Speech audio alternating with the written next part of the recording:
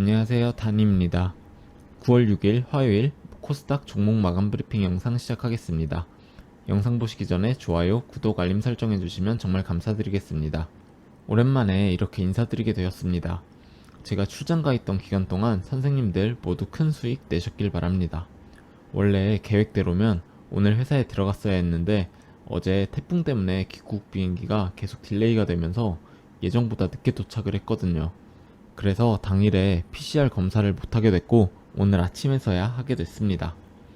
내일 오전 중에 PCR 검사 결과를 받게 될 거고 특이사항이 없으면 내일 오후에 바로 회사에 들어가 봐야 해서요. 전에 말씀드렸던 대로 내일 하루는 마감 브리핑 촬영이 어려울 수도 있겠습니다.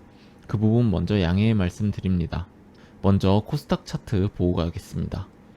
코스피와 마찬가지로 코스닥도 하락 추세선 상단 돌파를 실패를 하고 계속 내려가고 있는 모양입니다. 일단 가장 크게 작용했던 건 아마 달러 환율 급등 때문일 거고요. 사실 달러 환율 1330원 라인을 뚫고 상승을 하면 정말 위험할 거라고 생각을 했었는데 지금 벌써 1370원 라인도 뚫어버렸죠. 정말 좋지 않은 상황이긴 합니다. 하지만 제가 항상 말씀드린 게 코스피에 비해서 코스닥은 종목 개별 이슈에 의해 크게 움직이는 경향이 있기 때문에 그나마 지수의 영향은 덜 받는다고 말씀을 드렸었죠. 물론 지수가 올라줘야 전체적으로 올라가지고 또 올라갈 때도 시원시원하게 올라가지만요. 그래도 코스피보다는 비교적 그나마 낫지 않나 하는 겁니다. 근데 지금 또 문제가 전환사채 종목들이 크게 힘을 못 쓰고 있다는 겁니다. 정권이 바뀌면서 금융범죄 수사단이 부활을 했고 그 이유 때문인지 개인적으로는 세력들이 예전보다는 비교적 소극적으로 움직이고 있다고 생각이 됩니다. 올라가더라도 욕심내지 않고 포지션을 정리하고 엑시트하는 느낌이죠. 어쨌든 다시 장이 좋아지고 외국인과 개인들의 매수 참여가 더 활발해지면 이런 문제들도 해결될 거라고 생각은 합니다. 그럼 먼저 한글과 컴퓨터 보시겠습니다. 가파르게 내려오는 5일선을 잘 받아주지 못하는 모습까지 보고 출장을 갔었는데요. 아직까지 5일선에 계속 맞으면서 하락을 하고 있는 모양입니다. 그래도 개인적으로는 15,000원 선은 지켜주지 않을까라고 예상을 해봅니다. 만약에 이쪽 라인이 깨지게 된다면 그 아래 추세선인 12,000원대까지도 내려갈 수 있겠죠.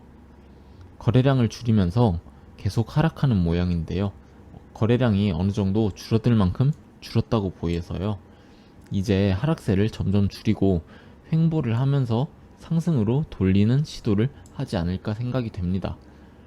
일단 원래 계획대로 15,000원 선에서 1차 매수에 들어가고 깨지고 내려간다면 12,500원 정도 선에서 2차 매수를 들어가 볼 생각입니다.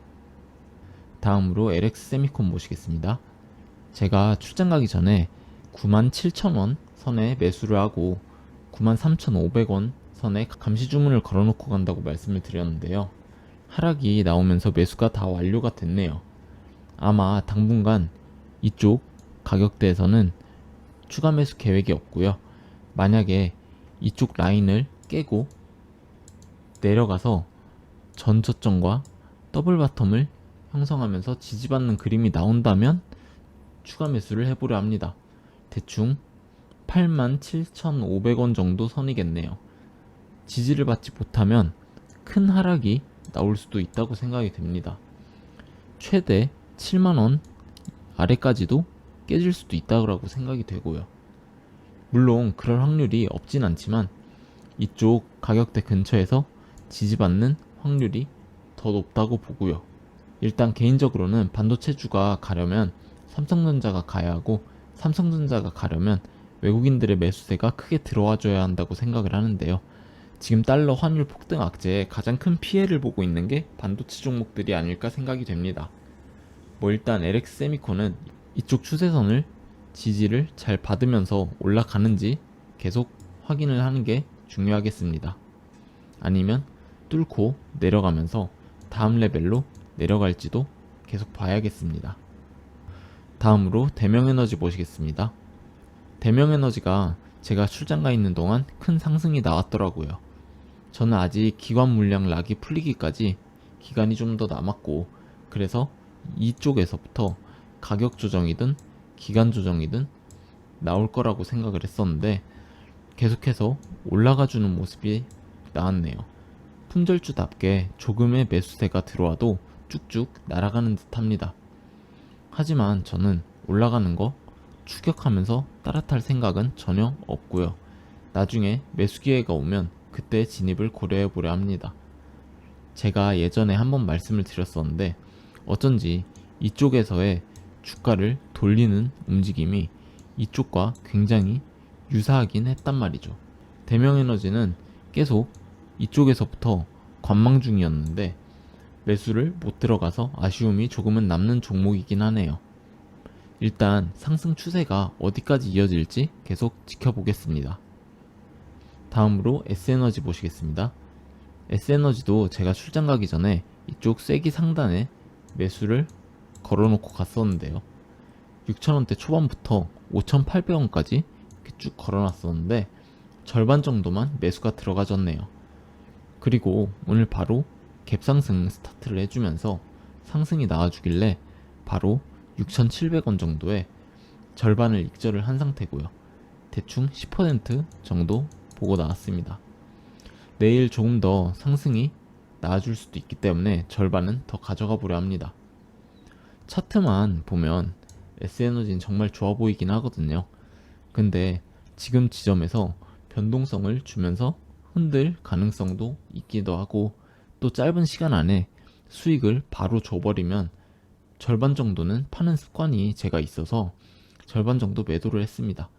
아무튼 S에너지는 계속 매수세가 들어오고 있기 때문에 좀 더 가져가 보겠습니다. 쐐기 상단을 뚫고 내려가는 그림이 나오면 나머지 절반 정도 정리를 할 생각입니다. 근데 개인적으로는 다시 쐐기 안으로 내려갈 것 같지는 않아 보이네요. 다음으로 A루트 한번 보시겠습니다. A루트는 굉장히 좋아 보이긴 합니다. 그동안의 A루트 행보를 보면 계속해서 줄줄 흐르는 그런 느낌이었는데 지금은 정확히 단기 박스권 안에서 주가를 움직이고 있죠. 누군가 주가를 받쳐주고 있다는 뜻입니다. 세력이 이제 주가 관리에 들어갔다는 말이죠. 게다가 지금 5일 이평선부터 224 이평선까지 이렇게 모이는 모습도 굉장히 좋아 보입니다.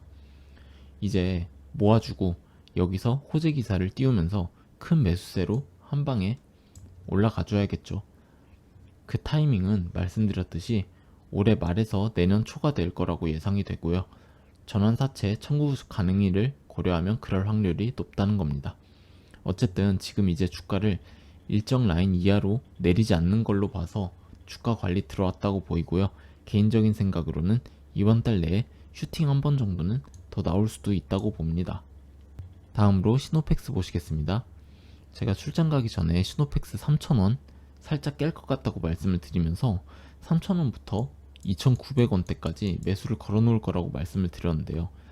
3,000원 바로 위까지만 내려왔다가 바로 올려버렸네요.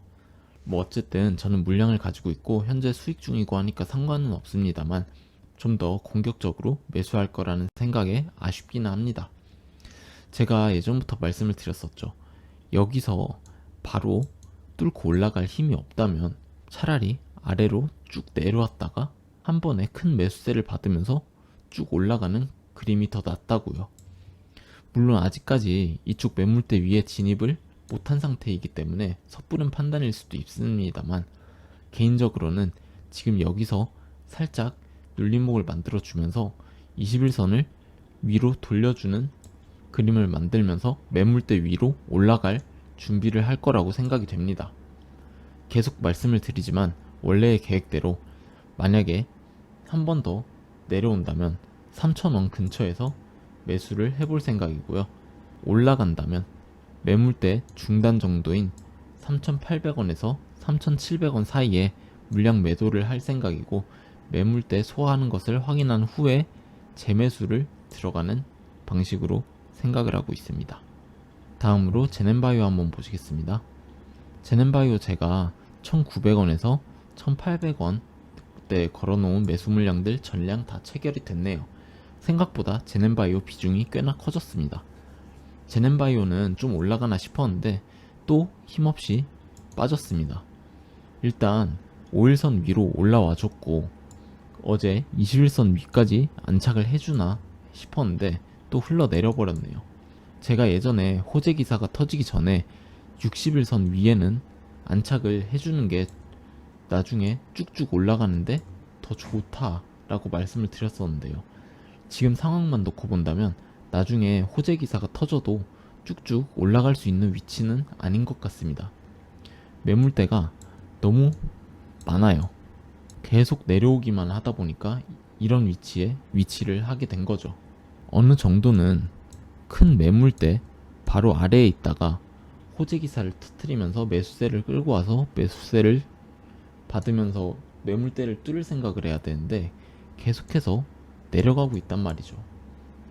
어쨌든 저는 예전에 말씀을 드린 대로 1,500원 선이 깨지면 손절을 하려 합니다. 꽤나 큰 손절이긴 하지만 크게 부러지지만 않으면 손절한 금액은 언제든 복구가 가능하니까요. 일단 제넨바이오 좀 더 지켜보겠습니다. 승인이 날 거였다면 지금부터 슬슬 상방으로 움직였겠지만 어쨌든 9월 중순까지는 그래도 지켜봐야죠. 오늘도 시청해주셔서 감사드리고요. 좋은 하루 되시기 바랍니다. 감사합니다.